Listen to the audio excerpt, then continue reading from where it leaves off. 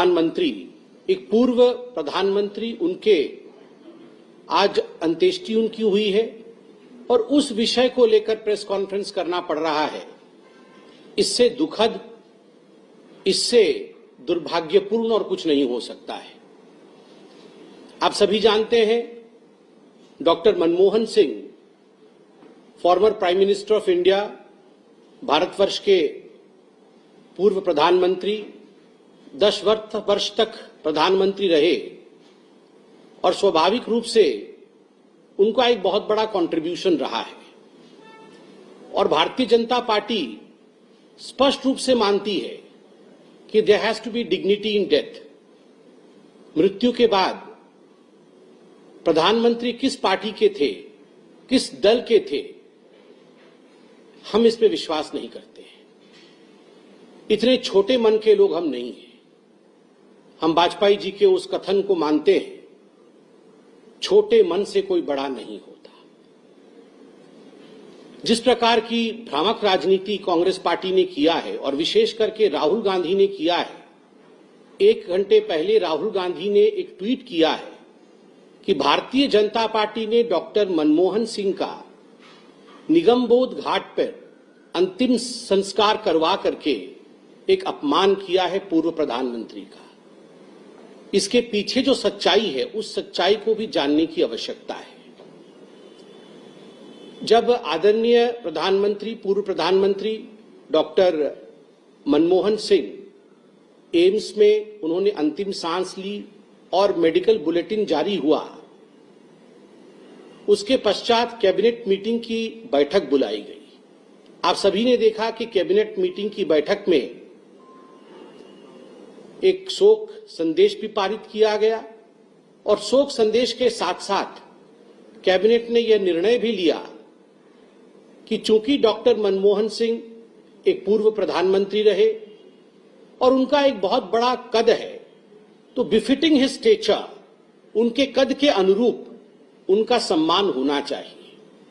इसलिए उनके अंतिम संस्कार और उनके मेमोरियल, इन विषयों को ध्यान में रखते हुए एक चिट्ठी कैबिनेट ने कांग्रेस पार्टी को भी और डॉक्टर सिंह के परिवार को भी लिखा। बड़े स्पष्ट रूप में इस चिट्ठी में भारत के कैबिनेट ने बताया, अभी की सरकार की कैबिनेट ने बताया कि हमारी ये इच्छा है कि एक मेमोरियल डॉक्टर मनमोहन सिंह के लिए स्थापित किया जाए और देश, दुनिया, हम सब उनको याद रखें उनके पॉजिटिव कंट्रीब्यूशन के लिए। इसलिए हम एक मेमोरियल चाहते हैं। स्वाभाविक है, एक मेमोरियल बनाने का एक प्रोसीजर भी होता है, एक तरीका भी होता है। लैंड एक्वायर करना पड़ता है, एक ट्रस्ट बनाना पड़ता है। जब तक कि हम ये प्रोसीजर कर रहे हैं, तब तक संस्कार का काम, क्रीमेशन इत्यादि, क्योंकि यह इंतजार नहीं कर सकती है। You proceed with the same, आप वो आगे लेकर चलिए और हम मेमोरियल बनाने का काम आगे बढ़ाते हैं। और ये सीधा संवाद था जो हमारी सरकार ने कांग्रेस पार्टी को भी लिखित में दिया और हमारी पार्टी ने आदरणीय डॉक्टर सिंह के परिवार को भी यह जताया। मगर उसके बाद कांग्रेस पार्टी ने जिस प्रकार की राजनीति की है, मुझे लगता है आज के दिन शोक के समय इस प्रकार की राजनीति नहीं करनी चाहिए। आज ये बताते हुए भी तकलीफ हो रही है, ये जो तू मैं सोशल मीडिया से लेकर हर जगह चल रहा है कांग्रेस पार्टी के समर्थकों द्वारा, उन्हें ये याद दिलाना पड़ेगा कि डॉक्टर मनमोहन सिंह जब हमारे बीच में थे और जब वो प्रधानमंत्री थे, यदि सर्वाधिक उनका किसी ने महिमा में खंडन किया है, उनकी इज्जत के साथ किसी ने खिलवाड़ की है, तो कांग्रेस पार्टी ने की है।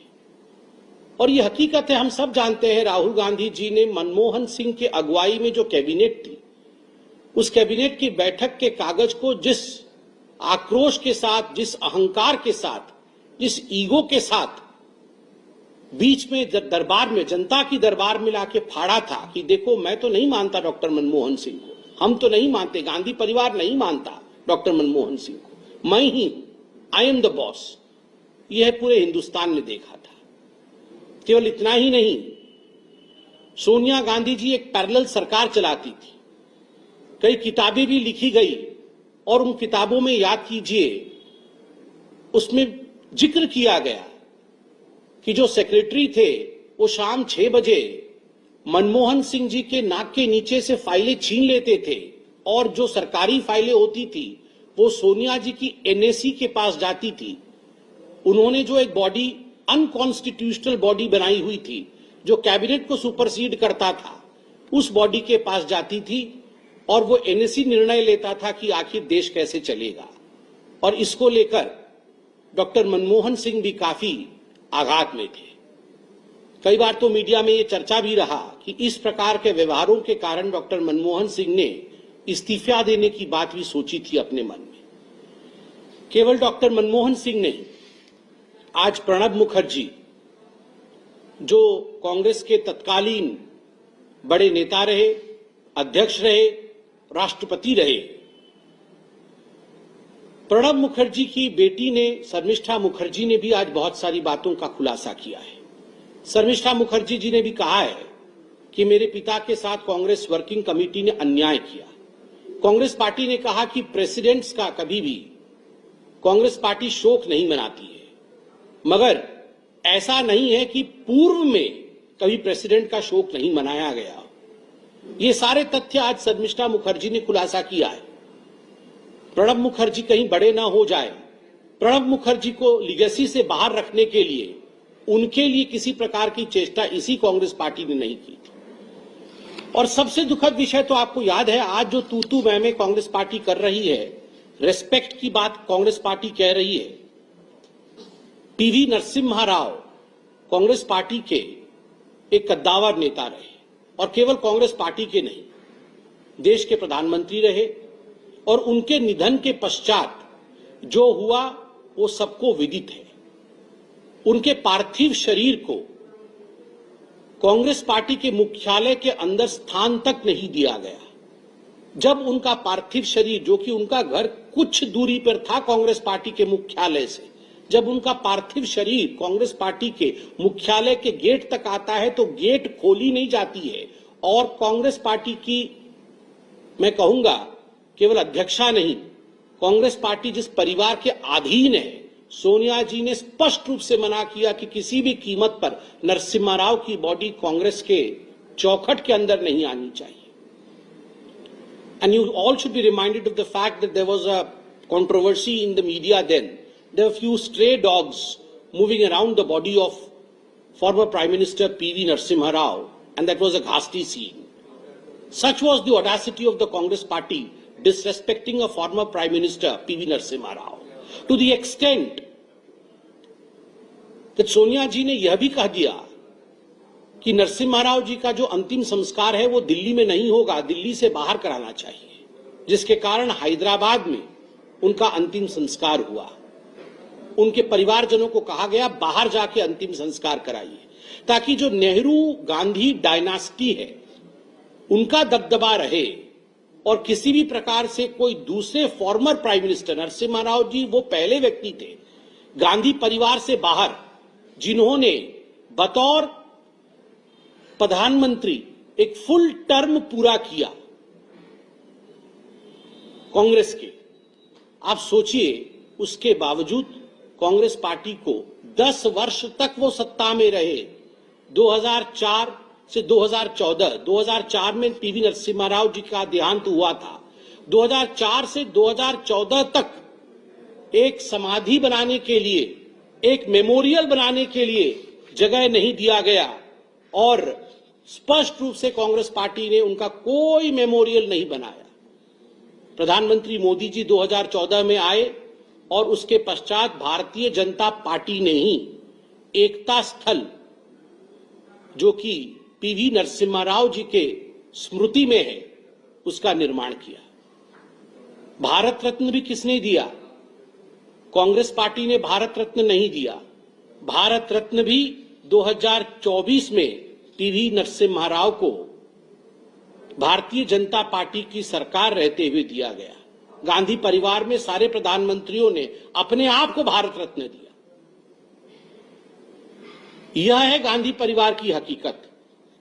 मैं आपको बता दूं, दिसंबर 15, 1950 में जब सरदार पटेल का देहांत हुआ था, वल्लभ भाई पटेल, उस समय पंडित नेहरू ने चिट्ठी लिख करके बकायदा अपने कैबिनेट के मंत्रियों को और बड़े अधिकारियों को मना किया था कि कोई भी पटेल के, सरदार पटेल के अंत्येष्टि में ना भाग लेने जाए.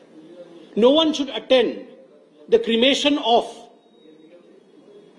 Sardar Patel. This was the letter written by Pandit Jawaharlal Nehru, December 15, 1950. A communication by Pandit Nehru to all the leaders of the Congress party. जब डॉक्टर राजेंद्र प्रसाद की मृत्यु हुई फरवरी 28, 1963 में, उस समय भी पंडित जवाहरलाल नेहरू नदारद थे उनके अंतिम संस्कार से. आप सोच के देखिए, यह है पंडित जवाहरलाल नेहरू और गांधी परिवार का अपने ही मित्रों के प्रति भाव. और मुझे बड़े दुख के साथ कहना पड़ रहा है कि आज ये जो प्रेस कॉन्फ्रेंस कर रहे हैं, प्रधानमंत्रियों को किसने कितना सम्मान दिया. जब अटल बिहारी वाजपेयी जी का देहांत तो हुआ था, उस समय किस प्रकार का माहौल कांग्रेस पार्टी ने बनाया था. अगस्त 2021 में प्रियांक खरगे, जो कि मल्लिकार्जुन खरगे के सुपुत्र हैं, उन्होंने रिमार्क किया था पीएम के लिए कि PM Vajpayee used to be a heavy drinker, बहुत शराब पीते थे. इस प्रकार से आप सोच के देखिए, मल्लिकार्जुन खरगे जी के सुपुत्र इस प्रकार का बयानबाजी अटल बिहारी वाजपेयी जी के लिए करते हैं. और तो और कैसे ट्वीट्स कांग्रेस पार्टी ने किया है अटल बिहारी वाजपेयी जी के लिए, आप देख सकते हैं. उनके सेक्रेटरी कहते हैं, in 1942, like all other members of RSS, Atal Bihari Vajpayee boycotted the Quit India movement and worked as a British informer, reporting against those who participated in the Andolan. Be it Nellie massacre or demolition of Babri, Vajpayee played an important role in inciting mobs. Plus, there is a reason why BJP leaders today, like Modi with Gandhi, Patel or other Congress leaders, and not Savarkar, Vajpayee or Golwalkar, they know the truth. ये गौरव पांडी, जो उनके secretary रहे हैं कांग्रेस के, AICC के, उन्होंने tweet किया था. इस प्रकार के आक्षेप और भी बहुत सारे ट्वीट है. मैं सारे ट्वीट पढ़ना नहीं चाहता हूं. उनके एक पत्रकार जो उनके साथ है, उन्होंने कहा था, Atal Bihari Vajpayee is finally dead, embrace all the road blocks Delhi focus.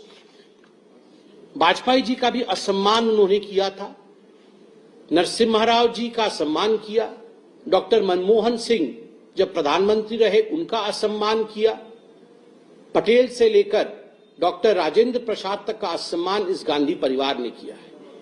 और Rahul Gandhi, full of his immaturity, has yet again stooped to a new लो.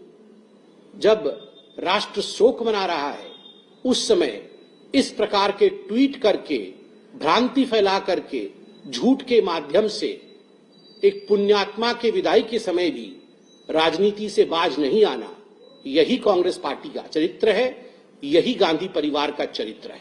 धन्यवाद मित्रों. कोई प्रश्न हो तो. कांग्रेस पार्टी के कारण आज